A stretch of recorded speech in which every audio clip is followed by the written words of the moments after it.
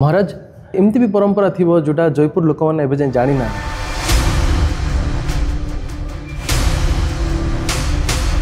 कि कोई भी जयपुर एक बार आता तो यहाँ से उसका जाने का मन नहीं करता। अब हमारी यही प्रयास है कि जयपुर का जो हमारा इतिहास है, महान होने के बाद भी जिसका कोई नाम नहीं ले। जयपुर राजा पॉलिटिक्स रे पाद दौरान एटा कंप्लीटली गुजब ना ये किसी सत्यता अच्छे। आपण समस्त को आमर पॉडकास्ट रे स्वागत जनाऊे। भारत राजा शासन इतिहास रे जयपुर राज परिवार बहुत अवदान रही। बहुत वर्ष धरी जयपुर राजा माने जयपुर रे शासन कर बहुत ख्याति अर्जन कर से विषय कहवा बसी बोले मत भी बहुत वर्ष लगे। तो आज आम सीधा सड़क जयपुर महाराज श्री विश्वेश्वर चंद्रचूड़ देव ठारू शुणा। तो महाराज आज ये पॉडकास्ट रे आम खांटी कोरापुटिया टीम आपन को स्वागत जनाऊँ। नमस्ते महाराज। जयपुर लोक मन रे केतरा क्वेश्चन अच्छी महाराज आपण को नहीं कि राजा पैलेस से सब को नहीं कि तो आम से क्वेश्चन सब आपण आनीचु।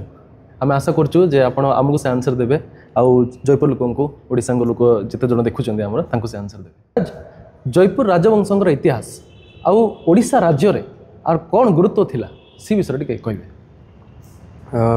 अब उड़ीसा के इतिहास में जयपुर का इतिहास बहुत ही स्वर्णिम है और अगर इसका हम विस्तार से अगर इसको जानना चाहें तो जो हमारे वंश के जो सबसे प्रथम जो राजा थे उन्हें माना जाता है कि वो उत्तरी भारत से आए थे।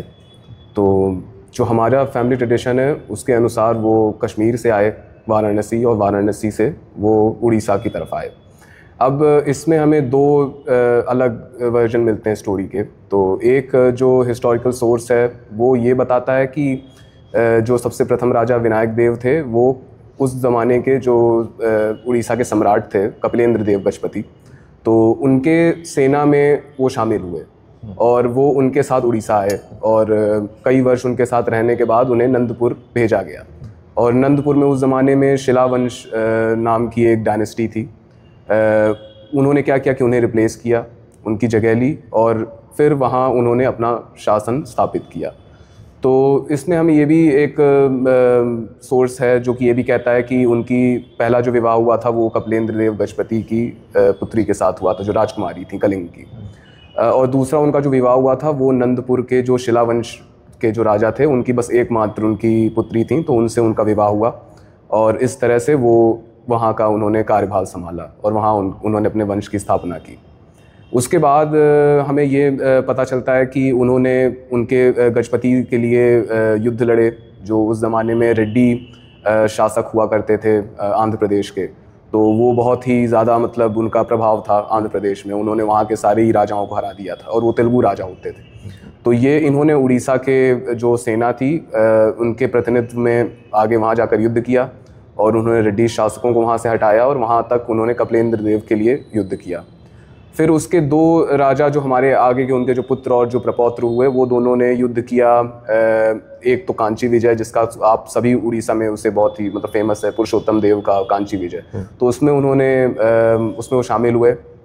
और जो हमारी जो कनक दुर्गा हमारी जो माता हैं जिनकी यहाँ इतनी ज़्यादा पूजा होती है, हमारी कुल देवी हैं, तो वो जो हमारे दूसरे राजा थे विजय चंद्राक्ष देव, उन्होंने वहाँ से कनक दुर्गा की एक प्रतिमा लेके जयपुर आए, तो नंदपुर और नंदपुर में उन्होंने उसकी स्थापना की। तो इस तरह से वो कनक दुर्गा माता हमसे जुड़ी हमारे वंश से। उसके बाद जो भैरव देव जो राजा बने उनका युद्ध हुआ कृष्णदेव राय के साथ जो कि बहुत ही फेमस विजयनगर के एम्पायर के किंग थे। और इधर से हमारे जो उड़ीसा के जो राजा थे वो प्रताप रुद्र देव थे। तो इन दोनों का बहुत ही भारी संग्राम हुआ जिसमें अब कुछ सोर्सेस कहती हैं कि कृष्णदेव राय को विजय मिली और कुछ जो उड़ीसा की सोर्सेस वो कहती हैं कि वो एक ट्रूस में एंड हो गया, यानी कि उन्हें भी ज़्यादा विजय नहीं मिली, हमें भी नहीं मिली, हम लोगों ने बीच में उसे एंड कर दिया। तो उसमें भैरव देव ने अपना वो कार्यभार संभाला। उसके बाद जो हमारे राजा आते हैं विश्वनाथ देव, उनका हमारे वंश में सबसे ज़्यादा उनका सम्मान है क्योंकि उन्होंने क्या किया उस ज़माने में जब गजपति एम्पायर प्रताप रुद्र देव के बाद उसका मतलब वो गिर गया, मतलब उनका वंश में शायद कोई बचा नहीं, और जब वो एम्पायर टूटने लगा तब इन्होंने अपना एक इंडिपेंडेंट किंगडम बनाया विश्वनाथ देव ने। और इन्होंने जो हमारे तीन हिस्टोरिकल सोर्स मिलते हैं, एक आपका है फरिश्ता का सोर्स, तो फरिश्ता एक बहुत ही जाना माना हिस्टोरियन है मध्यकालीन भारत का। तो उसने मध्यकालीन भारत में कुतुब शाहियों से लेके मुगलों से लेके सबका इतिहास उसने लिखा है। तो उसने अपने अकाउंट में लिखा था कि विश्वनाथ देव एक राजा हैं जिनके साथ कुतुब शाहियों ने उस ज़माने में एक ट्रीटी साइन करी थी गोदावरी रिवर के पास। और उसका ये मानना था कि विश्वनाथ देव जो थे, नंदपुर के जो राजा थे, उन्होंने गजपति एम्पायर के कोलैप्स होने के बाद बंगाल से लेकर गोदावरी तक उन्होंने सारा वो जो साम्राज्य था उसके ये राजा बन गए थे कुछ समय के लिए। हम ये नहीं कहते कि बहुत ही लंबे समय तक के लिए थे, लेकिन कुछ समय के लिए विश्वनाथ देव ने उसे अपने अधिकार में लिया और इसलिए उन्होंने गजपति का टाइटल अपनाया। तो हमारे शायद वंश में एक विश्वनाथ देव हैं जो गजपति थे, और आगे हमें एक विश्वंभर देव मिलते हैं जिन्होंने फिर कुतुब शाहियों को हराकर फिर से जो आपकी उत्तरांध्रा, विशाखापट्टनम और श्रीकाकुलम वाली जो एरिया है वो उनसे वापस उन्होंने जीती थी।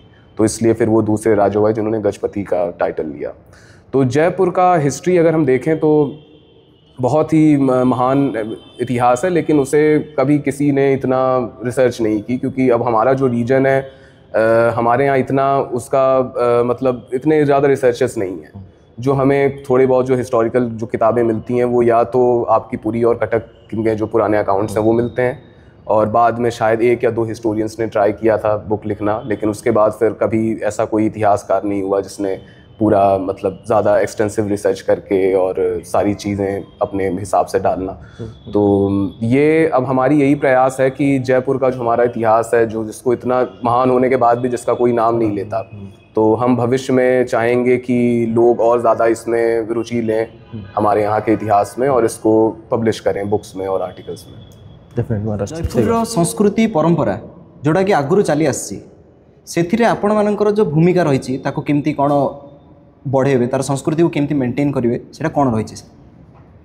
तो यहाँ की जो सभ्यता है वो मूल रूप से ट्राइबल कम्युनिटीज़ की है, यानी जो हमारे आदिवासी समाज है, जो कि यहाँ हमें जो हिस्टोरिकल सोर्स है उससे ये पता चलता है कि यहाँ बड़ी प्राचीन आदिवासी सभ्यताएं हैं जो यहाँ जयपुर के जो पुराना हमारा जो राज्य होता था उसके अंदर होती हैं। उनमें से एक का नाम शायद आपने सुना होगा, जिसे बोंडा ट्राइब कहते हैं, जो कि मलकानगिरी में वो लोग हैं। और उनका माना जाता है कि वो अफ्रीका से आए थे कई हज़ारों साल पहले। जो जहाँ तक मैंने एक आर्टिकल में पढ़ा था, उनका तो ये मानना है कि शायद 60,000 साल पहले। तो ये भारत की सबसे प्राचीन सभ्यता है जो कि अभी भी हमारे यहाँ मलकानगिरी में है। तो उससे ये पता चलता है कि हमारे मतलब राज्य में ये जो जितनी भी पुरानी ट्राइबल कम्युनिटीज़ हैं, इन्होंने कितने हज़ारों साल तक अपना ट्रेडिशन कंटिन्यू रखा है। उसके अलावा साबर ट्राइब है, कोंडा ट्राइब्स हैं जो कि वॉरफेयर के लिए जानी जाती हैं।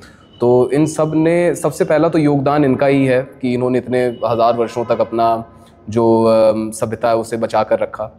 राजाओं का उसमें ये योगदान है कि उन्होंने जब से पिछले 500 सालों में जितना उन्होंने यहाँ शासन किया उसमें उन्होंने उनकी रक्षा की, और कभी उनके जो बिलीव्स हैं उसमें कभी इंटरफेयर नहीं किया या उसमें कोई दखलंदाजी नहीं की या उनका धर्म परिवर्तन करना या ऐसा कोई भी उन्होंने कार्य नहीं किया।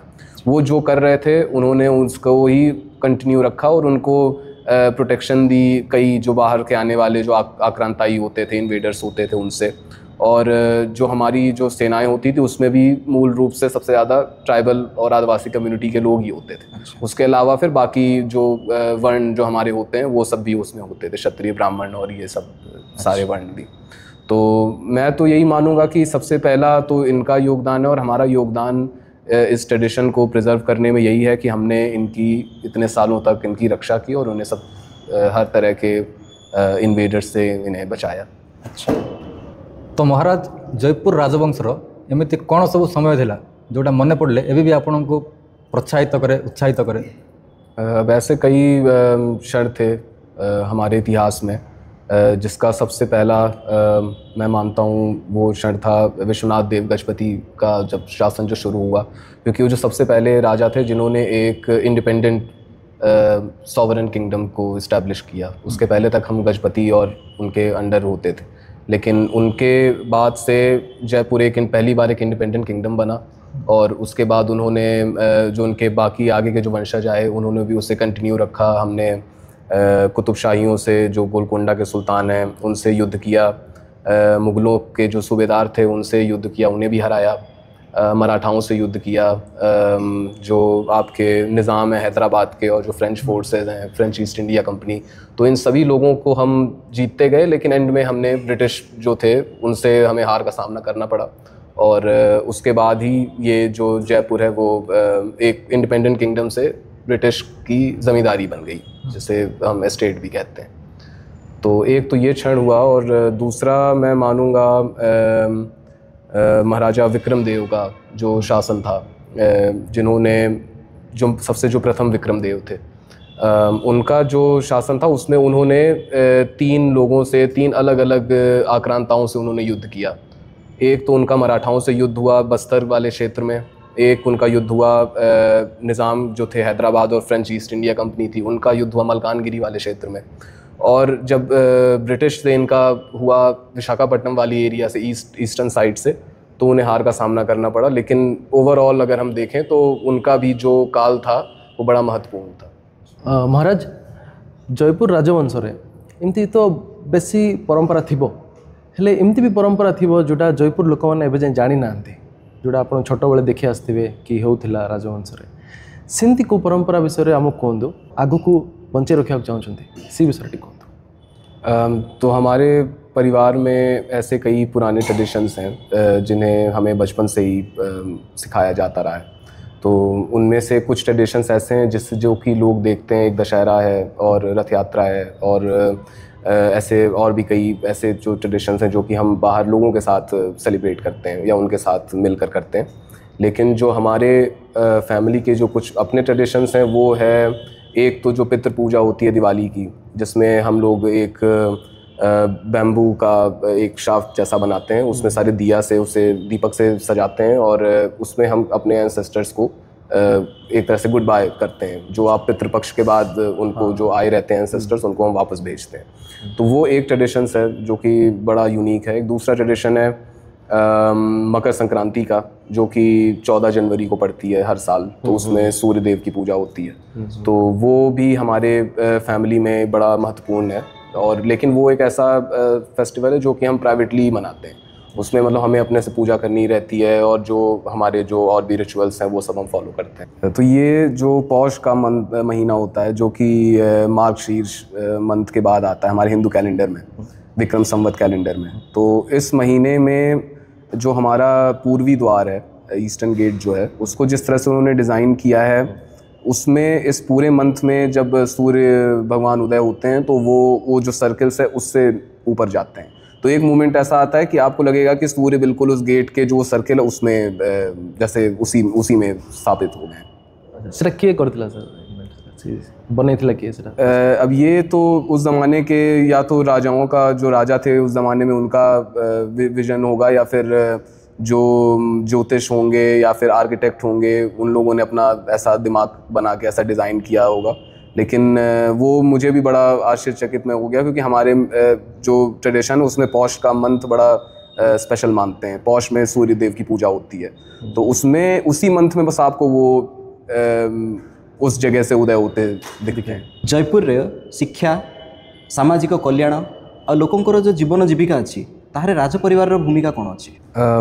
अब शिक्षा एक ऐसा विषय है जिसमें जो हमारे बाद के जो महाराजा थे वो बहुत ही इंटरेस्ट लिए इस विषय में, क्योंकि कई वर्षों तक जब अंग्रेज़ों ने पहली बार जब यहाँ अपना वो स्थापना की अपने गवर्नमेंट की, और जब ये जयपुर एक ज़मींदारी बन गया, तो पहले जो 2 राजा थे उन्होंने बिल्कुल भी इनके एजुकेशन या सबको उन्होंने एक तरह से बॉयकॉट कर रखा था। तो उन्होंने इंग्लिश भाषा नहीं सीखी, अंग्रेज़ी भाषा, और उनके कोई भी ऐसी जो चीज़ें होती थी उसको वो नहीं अडॉप्ट करते थे। लेकिन जो हमारे तीसरे जो राजा हुए, यानी महाराजा विक्रमदेव प्रथम के टाइम से ये शुरू हुआ जयपुर ज़मींदारी, उनके जो ग्रेट ग्रैंडसन थे, यानी महाराजा रामचंद्र देव तृतीय, तो उन्होंने पहली बार अंग्रेज़ी की एजुकेशन ली। उन्होंने फिर जो उनके जो पुत्र हुए महाराजा विक्रमदेव 3, जिनकी स्टैचू है सूर्य महल में, उनको भी उन्होंने पूरा बचपन से उन्होंने एजुकेशन ली इंग्लिश में, लॉ और आर्ट्स जो उस ज़माने में पढ़ाया जाता था। उनके जो ट्यूटर थे वो भी अंग्रेज़ थे। तो उन्होंने एजुकेशन को लेकर बड़ा एक विजन था कि एजुकेशन एक ऐसी चीज़ है कि अगर आप किसी को शिक्षा देते हैं तो आपने उसके ऊपर एक बड़ा उसे एक बड़ी ब्लेसिंग दे दी है, क्योंकि वो भले कुछ भी नहीं करेगा लेकिन अगर वो शिक्षित है तो वो अपना रास्ता खुद से बना लेगा। तो उन्होंने उस ज़माने में देखा कि यहाँ का समाज जो कि बड़ा उस ज़माने में बैकवर्ड था, तो उनके लिए उन्होंने स्कूल्स की स्थापना की। जयपुर में अभी आपको ऐसे कई सारे स्कूल्स मिलेंगे, जैसे गर्ल्स के अलग स्कूल हैं, बॉयज़ के अलग स्कूल हैं जो पुराने ज़माने के हैं। उसके अलावा उन्होंने आंध्रा यूनिवर्सिटी जो थी उसमें डोनेशंस देना शुरू किया, क्योंकि यहाँ के लोग वहाँ भी जाते थे पढ़ाई करने, और वहाँ के लोग मतलब हमारा तो सारा एक ही पहले वो था मद्रास प्रेसिडेंसी में और आंध्र प्रदेश से जुड़े हुए थे। तो ऐसे ही करके फिर उन्होंने चेन्नई में, अभी मुझे हाल में पता चला कि चेन्नई में जो यूनिवर्सिटी ऑफ मद्रास है उसका एक कॉलेज है क्वींस मैरी कॉलेज, जो कि वुमेंस का सबसे पुराना कॉलेज है साउथ इंडिया का, शायद इंडिया का भी। तो उसमें उन्होंने डोनेशंस दिए थे महाराजा विक्रमदेव ने, जो थर्ड है। तो उसके बाद से ही महाराजा रामचंद्र देव जो उनके पुत्र हुए वो भी प्रो चांसलर बने आंध्रा यूनिवर्सिटी के। फिर उसके बाद महाराजा जो विक्रमदेव फोर्थ हैं, जो हमारे जयपुर के लास्ट जो महाराजा थे ऑफिशियल, तो उन्होंने तो एजुकेशन को लेके और भी ज़्यादा आगे उसको बढ़ाया। उन्होंने जयपुर कॉलेज की स्थापना की और स्कॉलरशिप्स की स्थापना की। तो एजुकेशन हमेशा से जो जयपुर महाराजा थे उनका एक मेन जो उद्देश्य था अपने लोगों को देना, वो मेन एजुकेशन था। और उनका ये मानना था कि एक बार अगर आप यहाँ लोगों को एजुकेट कर देंगे और उन्हें आप शिक्षा दे देंगे तो वो खुद ही इतने लायक हो जाएंगे कि उन्हें फिर कभी किसी की ज़रूरत नहीं पड़ेगी, वो खुद से अपना रास्ता बना सकते हैं। महाराज, आज डेमोक्रेटिक जुगरे आप राजनीति और राजतंत्र को केमिति देखुछन्ति? अब आज के ज़माने में जहाँ प्रजातंत्र है तो वहाँ तो राजतंत्र रह नहीं सकता, क्योंकि ये दो जो पॉलिटिकल आइडियोलॉजी हैं ये हमेशा कॉन्फ्लिक्ट में रहती हैं एक दूसरे से। तो या तो आप राजतंत्र कर सकते हैं या तो आप प्रजातंत्र का उसको मान सकते हैं। अब जो यहाँ का भारत का जिस तरह से यहाँ प्रजातंत्र को लागू किया गया और जो हमारा संविधान है जिसका यहाँ स्थापना की गई, जिसकी वजह से आज इतना बड़ा जो पूरा भारत हमारा देश है वो एक हो सका है, तो वो उसमें तो हम कभी राजतंत्र की ऐसी कोई बात नहीं कर सकते, या फिर हम ऐसा नहीं सोचते कि इसमें राजतंत्र लागू करना चाहिए प्रजातंत्र में। और हम भी प्रजातंत्र को बहुत मानते हैं जिस तरह से बाकी लोग मानते हैं। लेकिन कहीं लोग हैं ऐसे कई सारे, वो आपको दुनिया में हर जगह मिलेंगे, जो कि जिन्हें राजतंत्र या ज़्यादा पसंद हो, या तो वो राजाओं को ज़्यादा पसंद करते हो, या तो एक लगाव रहता है आपका वहाँ के जो वंश है या डायनेस्टी है उससे। तो जयपुर में हमें ये देखने को मिलता है कि यहाँ के जो लोग हैं इनके लिए बड़ा हमारे प्रति बहुत सम्मान है, और वो सम्मान इसलिए है क्योंकि हमारे पूर्वजों ने बड़ा किया है काम, योगदान इनके लिए, तो उसकी वजह से ये हमारा भी रिस्पेक्ट करते हैं, क्योंकि हमने तो अभी ऐसा कोई काम किया नहीं कि हम रिस्पेक्ट करने के उसमें हों। तो मेन चीज़ यही है कि हम जो हमारी हेरिटेज है हम उसे कंटिन्यू करते हैं, और अगर कोई लोग हैं जो हमें राजा या महाराजा मानते हैं तो हम भी उन्हें कहते हैं कि अब वो अगर उनका मानना है तो उसमें अब हम ऐसा तो नहीं कह सकते कि आप नहीं मान सकते। तो अगर जो लोग मानते हैं उन्हें हम वैसे मिलते हैं, अगर कोई नहीं मानता तो उससे भी कोई समस्या नहीं। जयपुर जमती आपणकर जो ऐतिहासिक स्मारकी अच्छी, जगन्नाथ सागर है, जगन्नाथ मंदिर है, बहुत सारा मंदिर प्लस यूनिवर्सिटी, बहुत सारा जिनस अच्छी, ताकू बंचे रखापी आपण मानकर केमती कौन माने चैलेंज आसूची जो आम रखुचे प्रिजर्वेशन रे, तो ताकू कौन सब चैलेंजेस आपको फेस करिया पड़ुचे से विषय किसी कहबे कि? तो चैलेंज तो हैं कई, अगर आप देखा जाए तो सबसे बड़ा चैलेंज तो गवर्नमेंट की नेग्लिजेंस ही है, जो कि इतने सालों तक यहाँ थी हमारे इस प्रांत में जो हमारा रीजन है। और दूसरी जो यहाँ की एडमिनिस्ट्रेशन है वो भी इतना अच्छा काम इन्होंने नहीं किया पहले, क्योंकि कोई भी पुरानी चीज़ों को प्रिजर्व करना, पुराने स्मारक और पुराने पैलेसेस को या मंदिरों को, तो उसके लिए आपको उतना एक एस्टेट भी होता है। इसीलिए जब वो ज़मींदारी अबॉलिश की गई तो हमें पैलेसेस के साथ साथ कुछ ज़मीनें भी मिली, जिससे कि हम इसे मेंटेन कर सकें। लेकिन उसके आने वाले समय में कई जगह ऐसा हुआ कि हमारी ज़मीनों को ज़बरदस्ती ऑक्यूपाई कर लिया गया, उसके ऊपर फिर लैंड सीलिंग्स भी बड़े हुए। उसके बाद भी जो हमारी जो थोड़ी बहुत प्रॉपर्टी मिली उसमें लोगों ने, जो किराएदार थे, उन्होंने कब्ज़ा जमा लिया। तो कहीं यहाँ एक डिस्ट्रिक्ट जो एडमिनिस्ट्रेशन है और जो हमारे कोर्ट हैं यहाँ के, उनका सभी की एक ना एक तो उसमें रोल है इस सारी चीज़ों में। अगर उन्होंने पॉजिटिवली काम किया होता, या तो मैं कहता हूँ कि अगर ये जगह कोई ऐसे स्टेट में होती कि जहाँ बड़ा एडवांस होता लॉ वगैरह, सब सारी चीज़ें बड़ी जल्दी होती और एडमिनिस्ट्रेशन सीरियस लेती अपने काम को, तो हमें इतना ज़्यादा प्रॉब्लम नहीं फेस करनी पड़ती प्रिजर्वेशन की। लेकिन इतने प्रॉब्लम्स फेस करने के बाद भी हमने कोशिश जारी रखी, और अब जैसे आप देख रहे हैं धीरे धीरे सारी चीज़ें प्रिजर्व हो रही हैं जी। और इसमें मेहनत तो बहुत लगती है, हमें बहुत ज़्यादा दिमाग भी लगाना पड़ता है और बहुत इधर उधर भागना पड़ता है हमारे लोगों को जो हमारे यहाँ काम करते हैं। लेकिन इन सारी मेहनत के बाद अब कुछ अच्छा रिज़ल्ट सामने आ रहा है, तो हम यही आशा करते हैं कि भविष्य में भी अगर यहाँ की जो एडमिनिस्ट्रेशन है वो अच्छी हो जाए, स्टेट गवर्नमेंट यहाँ थोड़ा स्ट्रिक्ट करे एडमिनिस्ट्रेशन अपना, और यहाँ पॉलिसीज़ जो हमारे जो लीगल राइट्स हैं वो सारे प्रोटेक्ट हों यहाँ ज़्यादा अच्छे से, तो भविष्य में फिर कभी कोई प्रॉब्लम नहीं होगी, सारी चीज़ें फिर से पहले जैसी हो जाए। आम देखुचु रिमॉडलिंग चलती बहुत गुड़ा स्ट्रक्चर हाल ही आम सोशल मीडिया भी आपको देखुचु, तो आगु को फ्यूचर प्लानिंग कौन अच्छे आ जयपुर लोक कौन आशा कर प्रॉपर्टी को केमती से उपभोग करूँ कि यूज करूँ कि देखूँ से विषय कहतु आगु को फ्यूचर प्लानिंग कौन अच्छे आप लास्ट। अब फ्यूचर का ये प्लान है, सबसे मुख्य प्लान ये है कि इसे हमें फिर से पहले तो जो भी चीज़ें रिनोवेशन लायक हैं उसे फिर से रिनोवेट करना है। अभी भी बहुत ज़्यादा काम बचा है, इस पैलेस में भी है, सूर्य महल है, और भी कई ऐसी जगह हैं पुराने जो हमारे धरोहर हैं उसको बचाने में।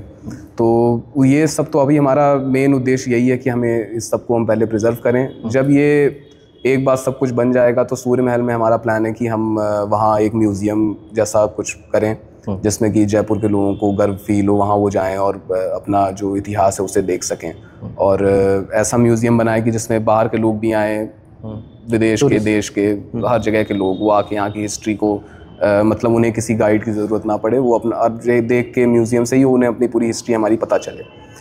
दूसरा चीज़ ये है कि हम उसमें हेरिटेज होटल का भी अभी तो हमारा यही प्लान है कि अगर वो जल्दी बन जाता है तो उसमें हम कुछ ऐसा भी शुरू करेंगे सूर्य महल में। तो अभी उसका भी काम जैसे कि आप देख ही रहे हैं, आधा काम हो गया है, अभी कुछ काम बचा है। तो एक बार अगर ये सारी चीज़ें हो जाती हैं, जो कि हमारा अब यही लक्ष्य है कि अगले 5 से 10 सालों के अंदर ये सब कुछ कंप्लीट हो जाए बन के। तो इसमें यही है कि अब जैसे अभी हमने चैलेंजेस डिस्कस किए, वो चैलेंजेस भी हैं, अगर वो सारे चैलेंजेस सबसे पहले सॉल्व हो जाते हैं और जो यहाँ की स्टेट गवर्नमेंट है और जो डिस्ट्रिक्ट एडमिनिस्ट्रेशन है ये सारी थोड़ा इसे सीरियसली लें इन सारी चीज़ों को, तो ये सब बहुत जल्दी पॉसिबल है, हो जाएगा। और इससे जयपुर के लोगों को और हमारे जो डिस्ट्रिक्ट है कोरापुट है और बाकी भी जो डिस्ट्रिक्ट है सबको बहुत फ़ायदा होगा। आमर कोरापुटिया लोगों को आपनकर कौन भावना अच्छे? कोरापुट के लोग और जो कोरापुट डिस्ट्रिक्ट है, जयपुर के लोग जिनसे मैं हमेशा मिलता हूँ दशहरा में, और भी जो कई इनके पर्व होते हैं जहाँ हमें इनवाइट किया जाता है, ऐसे कई जगहों में हम जब जाते हैं तो हमें बहुत प्रसन्नता होती है यहाँ के लोगों से मिलने में, क्योंकि यहाँ के लोग बड़े ही अच्छे मिजाज के लोग हैं और बड़े ही फ्रेंडली हैं, और जिस तरह से वो हंसमुख लोग हैं, और इनसे मिलना और इनसे बातें करना और इनके बारे में इनके जो ख्याल हैं उनको जानना, जिस तरह से ये हमारा स्वागत करते हैं, जिस तरह से हमारा ये रिस्पेक्ट करते हैं, ये सारी चीज़ें देखकर हमें बहुत ही ज़्यादा प्रिविलेज्ड फील होता है। हमें ये फील होता है कि हम बड़े ही किस्मत वाले हैं कि हमारा यहाँ जन्म हुआ जयपुर में और कोरापुट में, क्योंकि यहाँ कितने अच्छे लोग हैं कि इतने वर्षों के बाद भी जहाँ प्रजातंत्र है और इतना सब कुछ यहाँ आजकल बताया भी जाता है स्कूल वगैरह में और हर जगह, लेकिन उसके बाद भी इनका हर तरह के लोगों से मिलने के बाद भी हमें यही फील होता है कि ये लोगों के लिए बड़ा ही रिस्पेक्ट है हमारे लिए।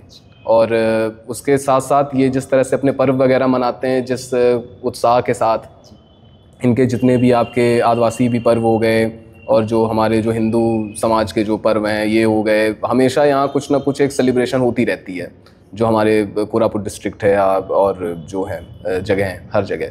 तो इससे ये पता चलता है कि ये लोगों के लिए अपना कल्चर को लेकर और अपना मतलब हमेशा खुश रहने वाले लोग हैं। तो अब ये तो लोग अभी नहीं जानते दुनिया भर के, लेकिन जब कोई यहाँ आता है तो इसीलिए हम कहते हैं कि कोई भी जयपुर एक बार आता तो यहाँ से उसका जाने का मन नहीं करता। तो ये बहुत अच्छी बात है यहाँ के लोगों के बारे में। महाराज जी, आपण पूर्व पुरुषठू कौन शिक्षा पाई? हम अपने पूर्वजों से बहुत कुछ सीखते हैं। जिस तरह से हमने अभी अपना इतिहास वगैरह आपको बताया जो हमारे पूर्वजों का इतिहास है, जो हमारे घर के बड़े बुज़ुर्ग हैं, जैसे मेरी दादी माँ थी और दादाजी थे, तो मेरी माँ है, तो उन लोगों का सबका एक यही हमें जिस तरह से वैल्यूज़ जो हमें बताए जाते हैं वो वही वैल्यूज़ हैं जो किसी भी क्षत्रिय परिवार में जो ट्रेडिशनल होते हैं वो बताए जाते हैं कि आपको लोगों के लिए आपको कुछ ना कुछ करना है ज़िंदगी में, सेल्फलेस रहकर। हमारा मतलब कोई ऐसा इंटेंशन नहीं होता कि हमें कोई ऐसा काम करना है कि बस हमें अपने लिए पैसे वगैरह जमा करने या फिर ऐसा कोई काम। मतलब हमारा सारा जो मेन जो वैल्यू हम अपने एंसेस्टर से सीखते हैं वो ये है कि आप लोगों के लिए सेल्फलेस जो आपका काम है वो करिए, उन्हें उनको जस्टिस जो है वो दिलवाइए और उनके जो राइट्स हैं वो उन्हें हमेशा बताइए, उन्हें प्रोटेक्ट करिए, जो कि एक जो क्षत्रिय का काम है। तो ये जो सारे वैल्यूज़ हैं ये हम अपने एंसेस्टर से सीखते हैं। और सबसे मेन बात है कि अगर आप जो सच के साथ हैं तो आप हमेशा बहादुर और करेजियस रहिए, और इससे बड़ा तो कोई मतलब आपके लिए वो और कोई काम नहीं हो सकता किसी क्षत्रिय के लिए, क्योंकि आपको हमेशा बहादुरी से सारी मुश्किलों का सामना करना है, जो भी आपके यहाँ मुश्किलें जो परिस्थिति हो या कोई भी हो, तो यही हम सीखते हैं। महाराज आज शेष प्रश्न, जयपुरवासी मन में आजिकल गोटे प्रश्न भाइराल चलती जे जयपुर राजा पॉलिटिक्स रे पाद दौरान, एटा कम्प्लीटली गुजब ना ये किसी सत्यता अच्छे? अब मैंने तो कई बार ऐसा कहा है, मीडिया को भी बताया है ये, कि हमें राजनीति में अभी तो कोई भी इंटरेस्ट नहीं है।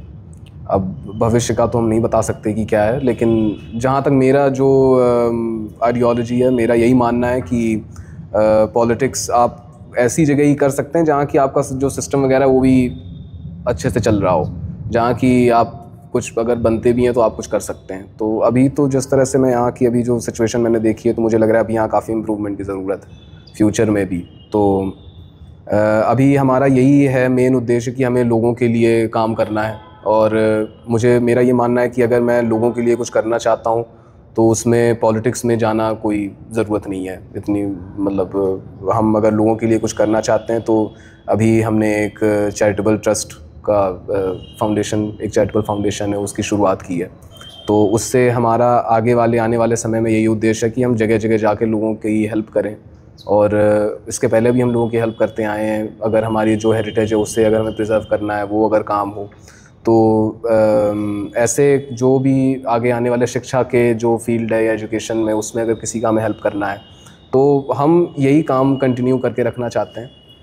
पॉलिटिक्स में फ़िलहाल तो मेरा कोई भी इंटेंशन नहीं है, ना तो मुझे पसंद है पॉलिटिक्स तो अभी तो मेरा यही है उद्देश्य कि मैं अपना जो मेरा निजी काम है वो मैं करूं, और उसके साथ साथ जो जयपुर का जो काम है हमारा, जो हिस्टोरिकल जो प्रिजर्वेशन है और जो लोगों की चैरिटेबल जो भी एक तरह से हेल्प करनी है वो हम करें।